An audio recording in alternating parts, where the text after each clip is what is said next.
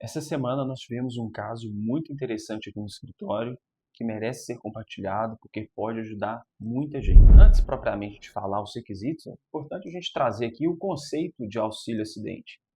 O auxílio acidente ele é um benefício indenizatório pago pelo INSS. É como se o INSS estivesse falando assim, olha, já que você está com uma incapacidade e voltou a trabalhar mesmo assim, a gente vai te dar um benefício por isso.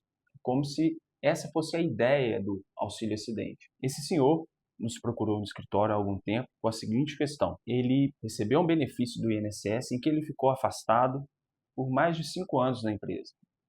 E o INSS mandou uma carta para ele que ele foi convocado para realizar uma nova perícia. E nessa perícia, o INSS então cortou o benefício dele, obrigou ele a voltar a trabalhar. Porém, ele voltou a trabalhar com uma questão muito importante. Ele voltou a trabalhar com uma redução da capacidade que ele tinha antes. Esse senhor trabalhava como empilhadeiro e ele teve, para receber esse benefício, né, dos 5 anos que eu havia falado, ele trabalhando na empilhadeira, a máquina escorregou num óleo que estava no pátio da empresa e acabou pressionando o braço dele contra uma pilastra. Então, por isso, ele recebeu esse benefício por 5 anos. Mas apesar do INSS ter dado alta para ele voltar a trabalhar, ele não estava totalmente recuperado das suas capacidades. Ele ficou com uma lesão no braço. Então ele não tinha a mesma capacidade que ele tinha antes de ter o acidente. Com essa lesão que ele teve no braço, limitou ele a trabalhar na empilhadeira. Ele até conseguia trabalhar, mas ele não conseguia da mesma forma com que ele trabalhava antes de ter o acidente. E ele veio ao escritório narrando isso para a gente. E nós percebemos, né, que ele poderia ter direito, então, ao benefício de auxílio acidente, que é o benefício para quem volta a trabalhar, mas volta a trabalhar não com aquela mesma capacidade que tinha antes, ele tem uma redução da capacidade. O INSS já deveria ter concedido esse benefício para ele lá no momento em que deu alta para ele voltar a trabalhar. Ali era o momento que o INSS tinha que ter concedido o auxílio acidente para esse cliente. Então, o que houve, né? Qual que é o requisito? O que a gente deve observar para ver se tem direito ao benefício? O primeiro e o principal é redução da capacidade. Na ação judicial, o perito constatou que, de fato, ele podia voltar a trabalhar, mas ele podia trabalhar com uma redução da capacidade que ele tinha antes. Então, o perito entendeu que ele teve uma redução da capacidade. Então, depois de alguns meses, o juiz deu a sentença em que esse cliente, que o INSS foi condenado a pagar para esse cliente mais de 5 anos de benefício. 5 anos de benefício em atraso. E é muito interessante que, mesmo então podendo, mesmo trabalhando, ele pode sim receber o benefício. Esse é um caso emblemático aqui no escritório, porque ele vai receber mais de 120 mil reais. E é um dinheiro que ele nem sabia que poderia receber. Essa situação se enquadra milhares de trabalhadores. Então, se você está nessa situação, ou seja, se você teve algum acidente, pode ser de trabalho ou algum outro acidente, que a gente chama acidente de qualquer natureza, voltou a trabalhar, mas teve uma redução da sua capacidade, você pode também ter direito a receber esse benefício. Um outro requisito muito importante é que a gente precisa ter aqui uma negativa do INSS. A gente precisa ter, de duas uma, um pedido mesmo de auxílio acidente ou o mais comum, que é quando um trabalhador já recebeu, por exemplo, um auxílio-doença e no momento da cessação desse auxílio-doença, deveria o INSS ter concedido o auxílio-acidente e o INSS não fez. Quando o INSS não faz isso, aí já se entende como uma negativa do auxílio-acidente e a gente já tem tudo que precisa para eventualmente entrar com uma ação judicial, caso se verifique que esse trabalhador tem todos os requisitos.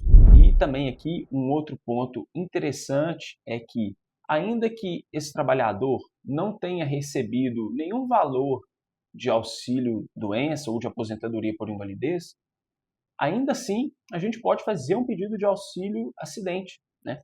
Esse exemplo que eu trago aqui, que eu tenho trazido, ele é o mais comum. O exemplo mais comum é o benefício em que o trabalhador recebe um auxílio-doença, o benefício é cortado e logo após esse benefício cortado se faz o pedido de auxílio-acidente.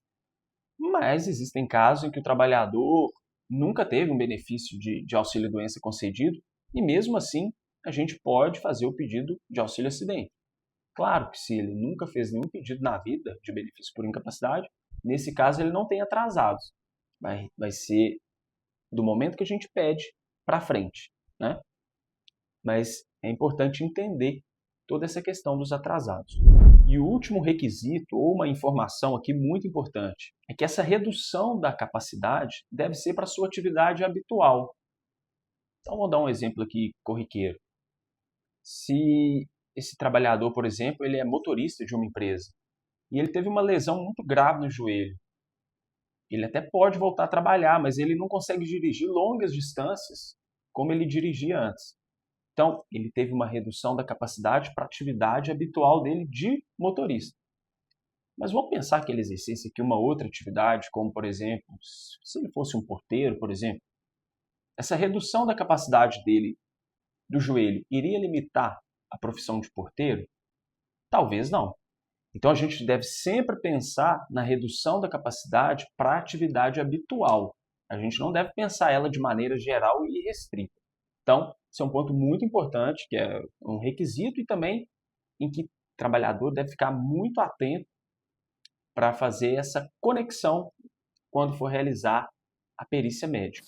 E no dia de realizar a perícia médica, é muito importante com toda a documentação muito bem organizada. Os laudos devem estar por ordem de data, ordem cronológica, e o trabalhador deve saber falar para o perito qual que é essa redução que ele tem da capacidade, ter fresco na mente como que aconteceu para saber contar para o perito como que foi que houve esse acidente, ou seja ele um acidente de trabalho, ou seja ele um acidente ali de qualquer natureza.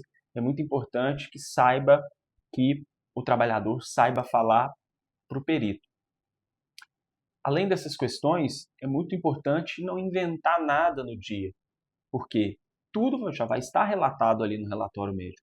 Portanto, só contar para o perito realmente o que aconteceu, porque ele vai te perguntar. E qual que é o valor que o trabalhador vai receber se tiver concedido aqui o benefício de auxílio-acidente? A lei fala que é a metade do salário de benefício. O que isso representa? Isso fica muito fácil de enxergar se a pessoa já recebia ali um benefício de auxílio-doença, por exemplo. Imagine que esse trabalhador recebia R$ 2.000 de auxílio-doença. Para que a gente calcule o salário de benefício do auxílio-acidente, é basicamente calcular a metade desse benefício, ou seja, se ele recebia R$ 2.000, o salário de benefício dele vai ser R$ 1.000. E aqui um ponto interessante, porque esse benefício ele pode ser inclusive abaixo do salário mínimo, diferente de todos os outros benefícios, né? Porque ele é um benefício indenizatório. Então, basicamente, para se calcular o valor que cada trabalhador vai receber de auxílio-acidente é com base no histórico contributivo. Quando você acha qual que é o valor do salário, o valor do auxílio-acidente é a metade desse valor. Lembrando que é um benefício que contempla também o 13º. É um benefício que tem todos os anos o 13º, como qualquer benefício do INSS. E para finalizar, trazendo toda essa questão financeira, é muito importante falar que esse trabalhador pode receber o auxílio-acidente mesmo trabalhando. Ou seja, ele vai receber normalmente o salário que ele recebe na empresa e ainda ter um complemento. É como se o benefício de auxílio-acidente fosse um complemento de renda. Então, ele vai ter a renda do trabalho e vai ter a renda do benefício pago pelo INSS mensalmente. E os atrasados? Desde quando eu vou receber? Aqui é muito importante ficar claro algumas situações. Se o trabalhador teve um benefício de auxílio-doença que foi cessado, então imagine que o trabalhador recebeu um benefício até o ano de 2019, por exemplo. E ele entra com uma ação judicial hoje. E imaginando que ele tem o benefício, que o perito reconheça que ele teve uma redução da capacidade, desde quando? Qual o valor que eu vou ter de retroativo, de atrasados? Quanto que eu vou receber? Nesse caso, como se passaram mais de 5 anos, esse trabalhador que entrou com a ação judicial, ele vai receber os últimos 5 anos. Ele não vai receber desde 2019, porque desde 2019 tem mais de 5 anos. Então, ele vai receber os últimos 5 anos. Agora, se a gente está falando de um benefício mais recente, por exemplo, imaginando que esse trabalhador, por exemplo, recebeu um auxílio-doença até o ano de 2024. Então, se ele recebeu o auxílio-doença até o ano de 2024, os atrasados serão de 2024 para cá. Não há que se falar em 5 anos, porque é um fato mais recente. Esse ponto é muito importante para trazer, para falar sobre os atrasados, desde quando, né, cada trabalhador aí vai receber o seu benefício.